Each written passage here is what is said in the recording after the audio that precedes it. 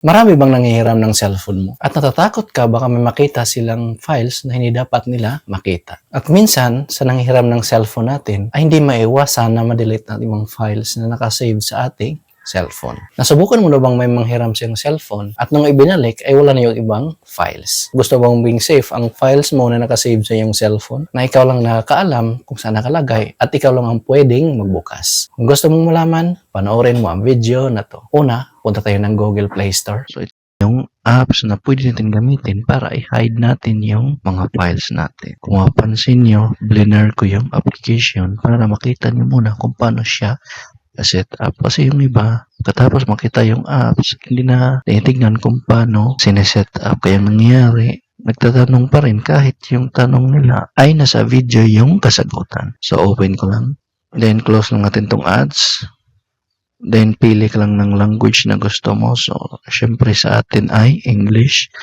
Then, pinutin lang tong done. Then, nakalagay dito ay set a 4-digit password. Pinutin lang tong next. Then, nakalagay dito, type 112334 when you forgot password. Then, pinutin lang tong next.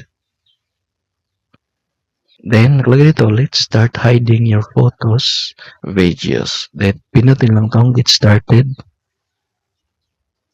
Ayan, welcome to calculator. Ayan, nakalagay dito, I create a new password. Enter a 4-digit password and then press equals. So, kayo yung bahala kung anong gusto niyong password. So, ang lalagay ko lang ang password ay 1234. Pinutin lang tong equals. Ayan. So, kailangan i-confirm yung password. Kailangan i-enter yung napili nating password. So, enter ko lang yung password na ginawa ko. 1234. Then, pinutin lang tong equals. Ayan. So, nakalagay dito, where are you born? So, lagay ko dito, Manila. Then, pinutin lang tong next. Save successfully. Tapos, pinutin lang tong I got it. Ayan. So, dito ka na pwedeng pumili kung anong gusto mong i-hide. So, may photos, videos, at files. So, subukan din ng photos. Pinutin lang tong photos. Allow access to all files. So, turn on lang natin to. And then, back. No data yet. Add now. So, mag-add tayo ng photos. Pinutin lang tong plus sign. Then, gallery. So, automatic na pupunta tayo sa gallery. So, halimbawa, i-hide natin tong photos. Tong tatlong photos. 2, 3. Then, pagkatapos, pinutin lang tong hide. Ayan. So, naka-hide na yung photos na to. So, hindi na basta-basta makita once nahiramin yung cellphone mo. So, back ko lang. So, kailangan i-enter ulit yung password para ma-open yung apps. Ayan. So, kunwari, video na naman yung i-hide natin. Pinutin lang tong videos.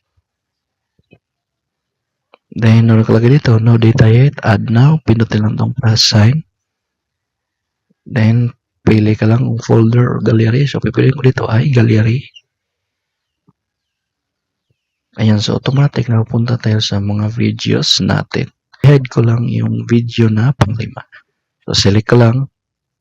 Hide ko rin tong kasunod nito.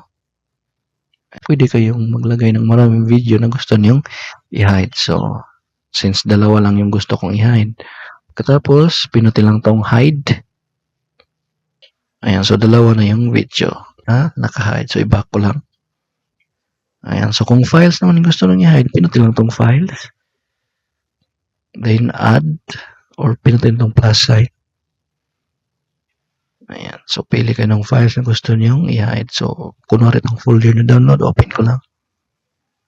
Ayan. So, hide ko lang itong pinaka-unang files. Then, pinutin lang itong check. Ayan. So, naka-hide na itong files na to. So, i-back ko lang. Pangalan pala ng apps na to ay Calculator Hide Photo Video by Upload Studio.